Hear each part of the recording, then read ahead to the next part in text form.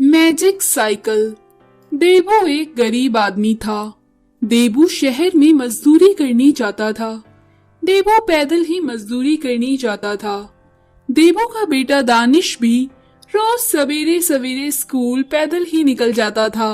दानिश का स्कूल बहुत दूर था, इसलिए वो स्कूल आते जाते थक जाता था। दानिश के बाकी दोस्तों के पास साइकिल थी, वो साइकिल से जाते थे। पर दानिश के पिता के पास पैसे ना होने की वजह से दानिश को पैदल ही स्कूल जाना होता था। रास्ते में बच्चे स्कूल को साइकिल से जाते, लेकिन वो कभी दानिश को अपनी साइकिल के पीछे बिठाकर नहीं ले जाते थे। उल्टा कभी दानिश को पीछे से थप्पड़ मार देते या फिर दानिश को धक्का मारकर गिरा देते थे। इससे दानिश बड़ा परेशान होता था। एक बार पिंटू ने दानिश को चिढ़ाते हुए बोला, ए दानिश, आजा, मैं तुझे स्कूल छोड़ देता हूँ, मेरी साइकिल के पीछे बैठ जा। दानिश जैसे ही साइकिल में बैठने को आया, पिंटू ने साइकिल चला दी और बोला, गिर गया, बड़ा मजा आया, बड़ा आया साइकिल में बैठने वाला। दानिश साइकिल से नीचे गिर गया। दानिश रोते रोते पैदल स्कूल गया। स्कूल से घर आने के बाद दानिश अपने पापा से जिद करने लगा, पापा मुझे भी साइकिल चाहिए, वरना मैं स्कूल नहीं जाऊंगा। मैं स्कूल आते जाते बहुत थक जाता हूँ, मुझे साइकिल चाहिए चाहिए। दानिश के पिता देबू बोले, अरे बेटा, मैं खुद इतनी दूर पैदल शहर जाता हूँ, हम बहुत गरीब हैं, हम क्या कर सकते हैं, मैं कहाँ से तुम्हारे लिए साइकिल लाऊं। दानिश रोने लगा। उसको रोता देखकर देबू को उस पर दया आ गई। आखिर जैसे तैसे कुछ पैसे जुटाकर देबू कबाड़ी की दुकान से एक पुरानी सी साइकिल ले आया। अगले दिन जब दानिश पुरानी सी साइकिल में जाने लगा तो रास्ते में बच्चे उसे फिर से चिढ़ाने लगे, पुरानी साइकिल में जाता है, इसकी साइकिल कितनी धीरे चलती है, हाँ, ये तो हमसे पीछे रह जाएगा, हम आगे आगे जाएंगे। पिंटू बोला, इससे अच्छा तो गधा खरीद लेता, ये कितनी धीरे धीरे चलती है। ही दानिश को बहुत बुरा लगा।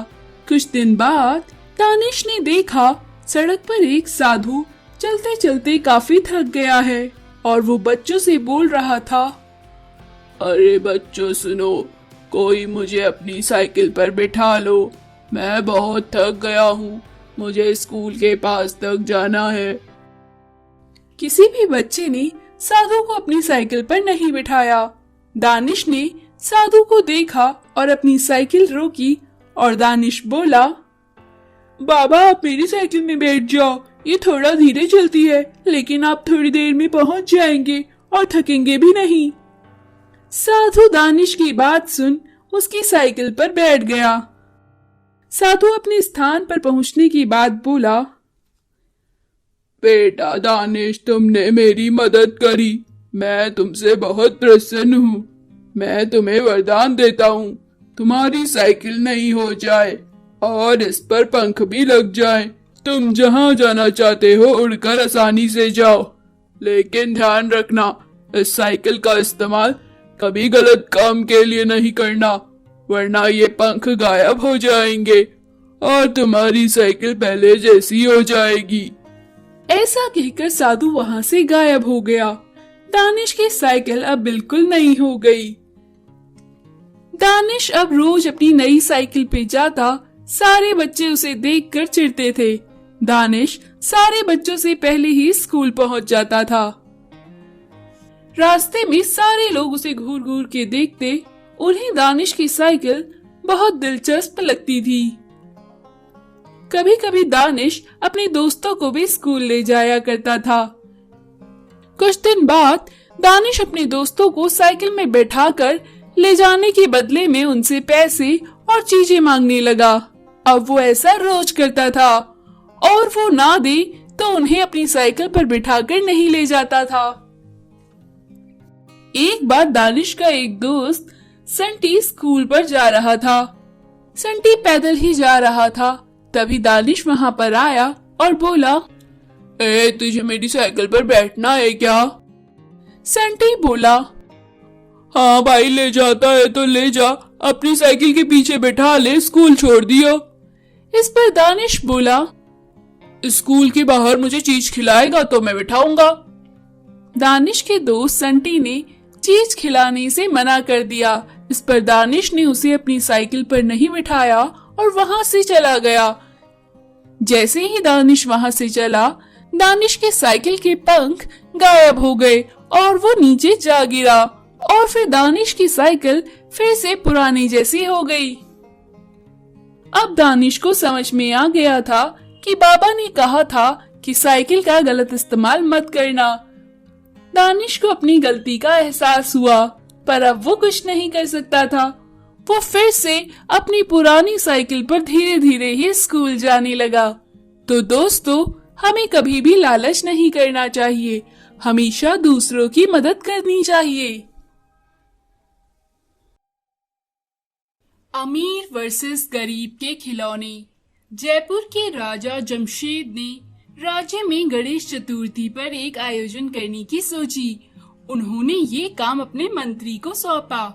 राजा मंत्री से, मंत्री जी, इस बार ऐसे पंडाल लगाना कि बच्चे बूढ़े सबके लिए उसमें देखने के लिए रोचक चीजें हो।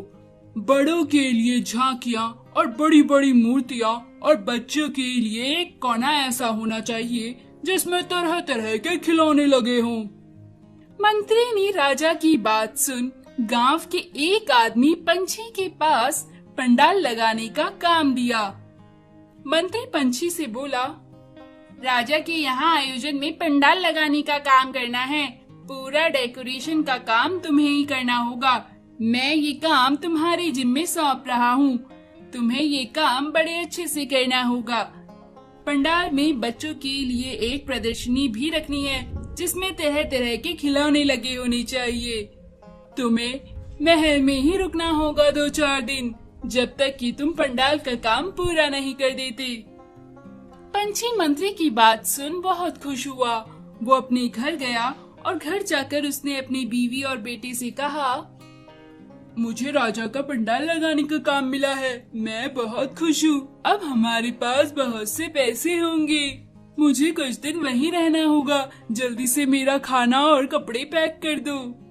पंछी का बेटा पंछी की बात सुन बोला, पापा पापा, मैं भी आपके साथ चलूंगा।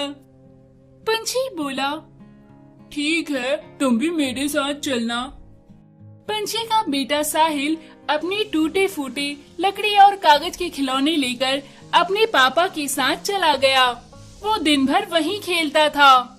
एक दिन राजा के बेटे मिहिर ने साहिल को देखा और उसके साथ खेलने लगा। मिहिर बोला, अरे वाह, तुम्हारे पास कितने अच्छे खिलौने हैं। कितनी अच्छी ये कागज की नाव है और ये गुड़िया तो देखो, तुमने इसे कपड़ों से कितने सुंदर से बनाया है। चलो हम इन खिलौनों को यहाँ स्टेज पर सजाते हैं। ऐसा कहकर साहिल और मिहिर ने वो खिलौने स्टेज पर सजा दिए। मिहिर बोला, अरे वाह, ये खिलौने यहाँ कितने सुंदर लग रहे हैं। मैं भी अपने खिलौने लेकर आता हूँ और हम उन्हें भी इस पंडाल में सजाएंगे। ऐसा कहकर मिहिर अपने खिलौने लेने चला गया। तभी वहाँ मंत्री आता है और साहिल की लकड़ी और कागज के खिलौने देखकर कहता है, ये तुमने अपने बेकार से खिलौने यहाँ क्यों रखे हैं? तुम्हारी हिम्मत कैसे हुई? ऐसा कहकर वो पूरा स्टेज तोड़ने लगता है। मैं तुम्हारे पापा को इस काम का 1 रुपया भी नहीं दूंगा। सारा मूड खराब कर दिया है। हटाओ अपने खिलौने ये यहाँ से। तभी वहाँ मिहिर आता है और कहता है, मंत्री जी, ये खिलौने मैंने ही यहाँ सजाए हैं और साहिल का इसमें कोई दोष नहीं। साहिल अब मेरा दोस्त बन गया है। आपने मेरे दोस्त से इस तरह बदतमीजी से बात क्यों की? तभी राजा भी वहाँ आ जाते हैं। राजा मिहिर की सारी बात सुनते हैं। मिहिर अपने पिताजी से बोलता है, पिताजी, आप ही बताएं, खिलौने तो खिलौने होती हैं, इसमें अमीर और गरीब कैसे? ये कागज की नाव देखो, ये पानी में चलती भी है और ये गुड़िया तो देखो, ये कितनी सुंदर लगती है। मुझे ये खिलौने बहुत सुंदर लगी। राजा अपने बेटे की नेकी और मासूमियत देखकर बहुत खुश हुआ। उसने अपने मंत्री की डांट लगाई और स्टेज बनाने का दंड दिया और अपने बेटे के नए दोस्त साहिल को ले जाकर महल में उनकी खातिरदारी करी।